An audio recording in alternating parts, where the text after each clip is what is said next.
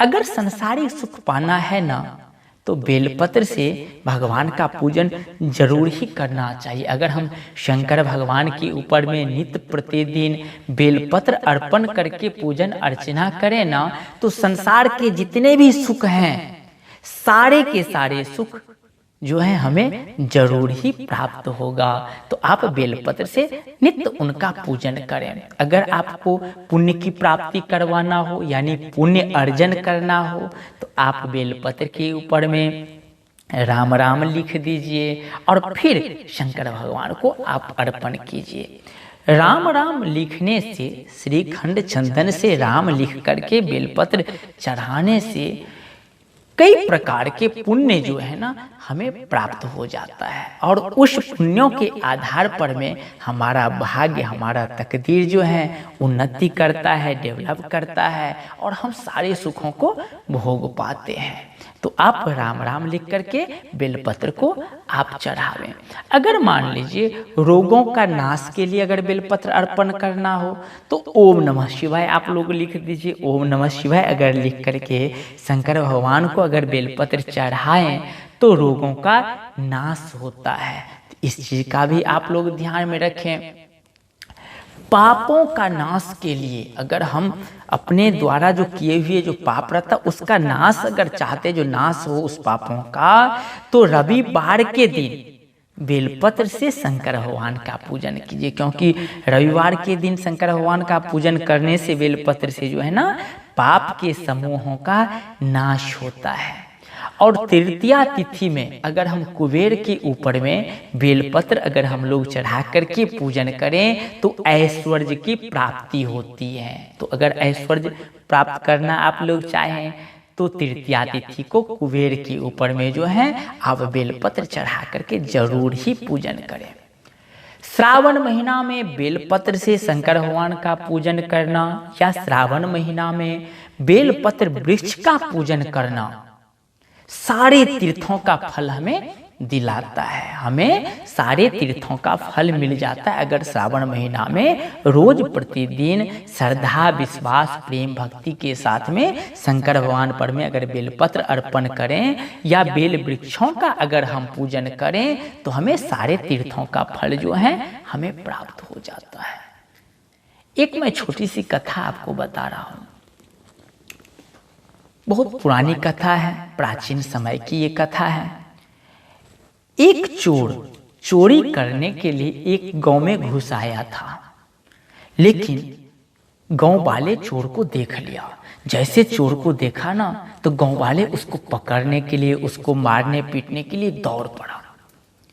चोर आगे आगे भागते जा रहा है और पीछे पीछे गांव वाले जो हैं वो भी दौड़ लगा रहे हैं उसको पकड़ने के लिए, मारने के लिए। भागते भागते चोर जो है एक घना जंगल में चला जाता है, और उस घना जंगल में जैसे प्रवेश करता है तो गांव वाला चारों तरफ से उस जंगल को घेर लेता है, क्योंकि गांव वाले का संख्या बहुत है, बेचारा चोर तो एक ही है। अब ये क्या करेगा चोर बेचारा? ये अब तलाश कर रहा है जो कोई चढ़ने योग्य अगर वृक्ष मिल जाए तो उस पेड़ पर मैं चढ़ जाऊं, अपने आप को बचाऊं। और ये सोच करके उस जंगल में एक वृक्ष था जिस पर में ये चढ़ गया। वैसे तो अनेक वृक्ष था, लेकिन एक वृक्ष ऐसा था जिस पर में वो चोर चढ़ जाता है, चला जाता है ऊपर डाली पर में जाकर के चुपके से दुबक करके बैठ जाता है। चोर को तलाश करने के लिए गांव वाले इधर से इधर, इधर से इधर हो रहे हैं, सब जगह ढूंढ रहे हैं जो कहां पर में ये भाग निकला है। ये चोर जो है ना वो वृक्ष पर में दुब करके तो बैठा हुआ है, लेकिन आप लोगों को मैं बता दूं कितने आदमी को अभ्यास रहता है जो कभी किसी से बात करने लगेगा या कोई ध्यान करने लगेगा या किसी काम में अपना मन लगाने लगेगा, तो उसका हाथ जो है ना चलता रहता है इधर उधर, किसी को खुजलाते रहेगा, कोई चीज को तोड़ते मरोड़ते रहेगा। होता है ना ऐसा अभ्यास कितने आदमी को, जो मन तो दिया हुआ है दूसरे पर में, लेकिन उसका हाथ यहाँ पर में कुछ न कुछ अलग चीजों में लगा हुआ है। होता है ना ऐसा। तो इसी प्रकार से उस चोरों का भी अभ्यास था, उस जो चोर था ना उसका अभ्यास था। तो डूब करके तो डर के मारे बैठा था, लेकिन वो अपने हाथ से क्या करता था, उस पेड़ का पत्ती को तोड़ करके नीचे गिराते जा रहा था। उसका ध्यान नहीं था जो हम क्या कर रहे हैं, नहीं कर रहे हैं, क्या तोड़ रहे हैं। वो तो डर के मारे दुबक करके बैठा हुआ था, लेकिन वो हाथ से जो है पत्ती टूट टूट करके, मैंने तोड़ तोड़ करके गिरा रहा था। वो टूट टूट करके वो पत्तियां जो है नीचे गिर रही थी। ये गांव वाले चोर को ढूंढते ढूंढते थक गए, कहीं पर में नहीं मिला ये, तो वो लोग वापस चले जाते हैं। वापस जब चले जाते हैं, ये पेड़ पर से नीचे उतरता है चोर, फिर वहां से अपना घर की तरफ भागेगा, निकलेगा। ये जैसे ही नीचे उतरता है ना, शंकर भगवान प्रकट हो जाते हैं और शंकर भगवान कहने लगते हैं, अरे चोर भैया, तुम पर में आज हम बहुत प्रसन्न हैं, मैं बहुत प्रसन्न हूं, मांगो क्या मांगना चाहते हो। शंकर भगवान को देख करके ये चोर आश्चर्य में पड़ जाता है और मन में सोचने लगता है, ये सचमुच शंकर भगवान है। शंकर भगवान इनकी मन का बात जान करके, इसके मन का बात जान करके कहने लगते हैं, हाँ भाई, मैं शंकर हूं, शिव हूं, जिसका सभी दुनिया वाले पूजन किया करते हैं। मैं तुम पर मैं बहुत प्रसन्न हूं, मांगो क्या मांगना चाहते हो।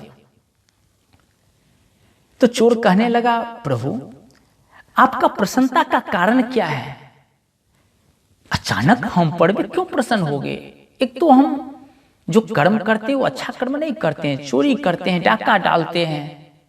आज भी चोरी करने के लिए निकले थे, लेकिन वो गांव वाला जो आ गया ना, इसी कारण से हम दुबक करके यहाँ बैठे हुए थे।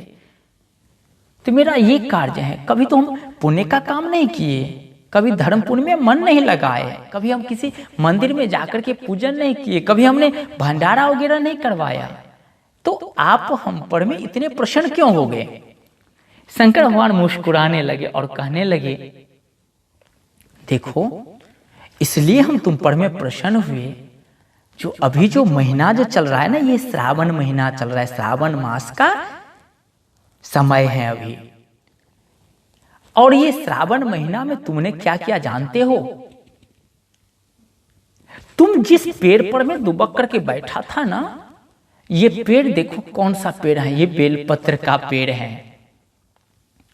तू जो तोड़ तोड़ करके गिरा रहा था ना, वो बेलपत्र को गिरा रहा था, यानी बेलपत्र की पत्तियां को तू गिराते जा रहा था। और नीचे तू निहार, इसके देखो यहां पर में जो है ना, इस पेड़ के नीचे में मेरा मूर्ति स्थापित है, मेरा शिवलिंग स्थापित है, और हमारे शिवलिंग पर में जो है ना एक एक करके बेलपत्र गिर रहा था। तो श्रावण महीना में कोई हम पर में बेलपत्र चढ़ावे तो उसके लिए तो मैं जरूर ही प्रसन्न होऊंगा ना।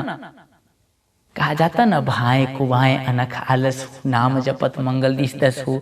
जिस प्रकार से भाव से कुभाव से, जैसे भी आलस से क्रोध से भगवान का नाम लेने से मंगल का ही कार्य करता है, उसी तरह हे चोर भैया, तूने तो नहीं जान करके, अनजान में ही सही, बेलपत्र को तो अर्पण किया हमारे ऊपर में। मैं इसलिए प्रसन्न होकर के तुमको वरदान देने के लिए चला आया। भगवान शंकर जो हैं उस चोर को काफी सारा वरदान देते हैं और कहते हैं, आज से तू बहुत बड़ा धनवान बन जाएगा, धनों का कमी तेरे पास में नहीं रहेगा, आज से कभी तू चोरी करके जीवन यापन नहीं करेगा, ये भी वरदान देता हूं। तुम्हारा हृदय पवित्र बन जाएगा, तुम सहजता से हमारे लोक में निवास करोगे, ये भी वरदान देता हूं। इस तरह से कई सारा वरदान देकर करके शंकर भगवान वहां से विलुप्त हो जाते हैं, अंतर्ध्यान हो जाते हैं। तो मेरा कहने का मतलब ये है, जो अनजान में अगर कोई बेलपत्र शंकर भगवान पर में चढ़ाया तो शंकर भगवान इतने खुश हो गए, जो कितने सारा वरदान उन्होंने दे दिए। तो अगर हम जान करके और एक अच्छे समय में बेलपत्र अच्छे से तोड़ करके लावें और शिव पर में चढ़ा करके उनका आराधना करें, तो वो प्रभु हम पर में क्यों नहीं प्रसन्न होंगे। हमें भी क्यों नहीं वरदान देंगे, जरूर ही वरदान देंगे। तो इसलिए हमें श्रद्धा, विश्वास, प्रेम, भक्ति के साथ में बेलपत्र से भगवान शंकर का हो या किसी भी देवी देवता का हो आराधना करना चाहिए।